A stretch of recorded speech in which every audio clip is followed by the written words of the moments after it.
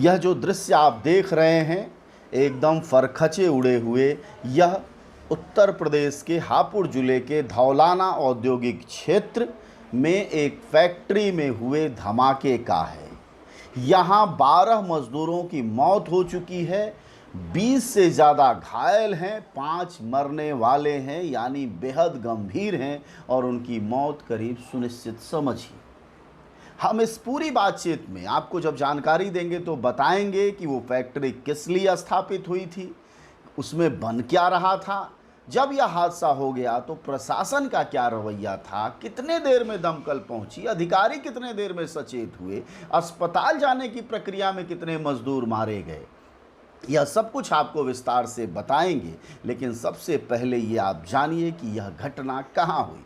यह घटना उत्तर प्रदेश, जी हाँ, योगी आदित्यनाथ के अपने राज्य स्मार्ट सिटी गाजियाबाद के बगल के जिले हापुड़ जिले में धौलाना औद्योगिक क्षेत्र में 400 गज में बनी हुई एक फैक्ट्री में हुआ, जिसको लाइसेंस इलेक्ट्रिक उपकरण बनाने का था। वहाँ पटाखा बनाया जा रहा था और उस पटाखा फैक्ट्री में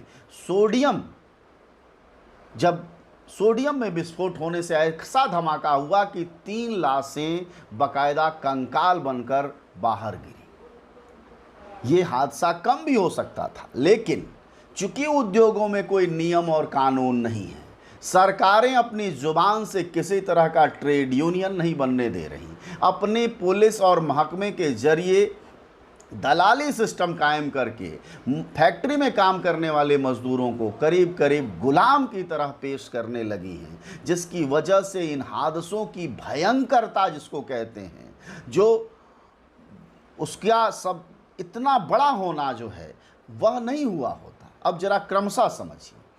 कल दिन में 2:30 बजे यानी दोपहर जब टेम्परेचर 43-44 डिग्री था, उस वक्त यह आग लगी। आग लगी इसलिए क्योंकि बॉयलर गर्म हुआ और बगल के कमरे में, टीन के कमरे में सोडियम रखा था और विस्फोट हुआ और इतना बड़ा धमाका हुआ। धमाका जब हुआ तो मजदूर कुछ बच सकते थे, कुछ कम मर सकते थे, घायल कुछ कम हो सकते थे।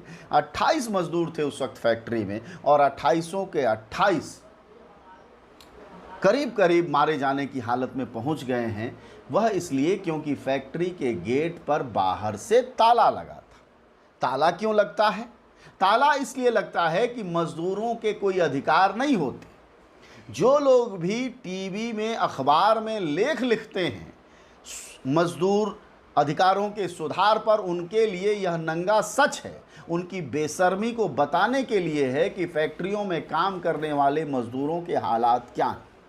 मैं दावे के साथ कह सकता हूं कि जब इनके आप कागज चेक करेंगे तो किसी का एक फैक्ट्री से संबंध रखने का कोई एक प्रमाण नहीं मिलेगा इन मजदूरों को। इसीलिए इस अखबार में, जो भी अखबार और मीडिया इस वक्त आप उस घटना से संबंधित देख रहे होंगे, प्रधानमंत्री ने भी दुख जता दिया है, मुख्यमंत्री ने जो दुख जता दिया है, प्रवीण कुमार आईजी मेरठ रेंज ने कहा है कि कड़ी जांच होगी। लेकिन इस बात पर एक शब्द किसी ने नहीं बोला, ना प्रधानमंत्री ना मुख्यमंत्री। आईजी और एसपी की क्या कहें कि उनको मुआवजा क्या मिलेगा, वो जो मजदूर मारे गए हैं उनको मुआवजा क्या मिलेगा, क्या दिया जाएगा, क्या इस तरह की फैक्ट्रियों पर रोक लगाई जाएगी। हापुड़ का धौलाना औद्योगिक क्षेत्र छोड़िए, बगल के गाजियाबाद जहां प्रधानमंत्री बैठते हैं वहां से 20 किलोमीटर नहीं है, नोएडा है, साहिबाबाद है, फरीदाबाद और गुड़गांव है और खुद दिल्ली है।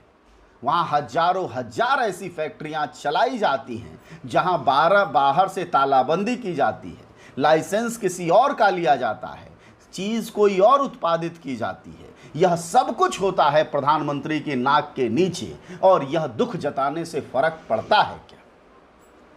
जरा सोचिए कि एक तरफ सरकारें लगातार मजदूरों के अधिकार काट रही हैं, उसी की ये घटना है। ट्रेड यूनियन नहीं बनने देती हैं।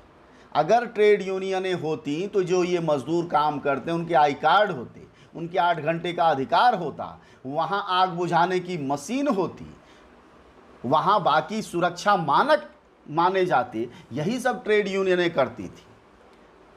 कल्पना करिए कि एक ऐसी फैक्ट्री में जिसमें कि पटाखा विस्फोटक बन रहा है और उस फैक्ट्री में बाहर से ताला लगा दिया गया है, तो उसका क्या होगा, कैसे वहाँ मज़दूर जीवित रख सकते थे। और यही हुआ है।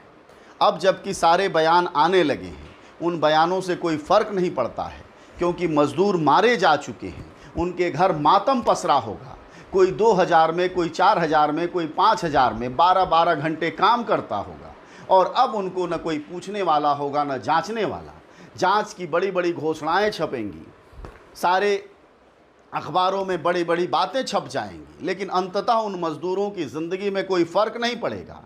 इसीलिए आपको कोई मुआवजे की बात नहीं दिखाई दे रही, क्योंकि मुआवजा अगर आज दिन में कोई घोषित कर भी देते हैं मुख्यमंत्री गलती से, तो आप यकीन मानिए उन मज़दूरों का वहाँ का मज़दूर होने का कोई प्रमाण नहीं मिलेगा, क्योंकि यही स्थिति है। कोई ये रहस्यपूर्ण जानकारी नहीं है या कोई अलग से इन्वेस्टिगेशन की बात नहीं है, बल्कि देश में ट्रेड यूनियनों के ख़त्म होने के बाद मज़दूरों के अधिकारों को ऐसा लात मारा जा रहा है कि वह 18वीं सदी के गुलामों की तरह फैक्ट्रियों में उस तरह खट रहे हैं जैसे कभी ज़मींदारों के यहाँ गुलाम खटा करते थे। और हालात यही हैं।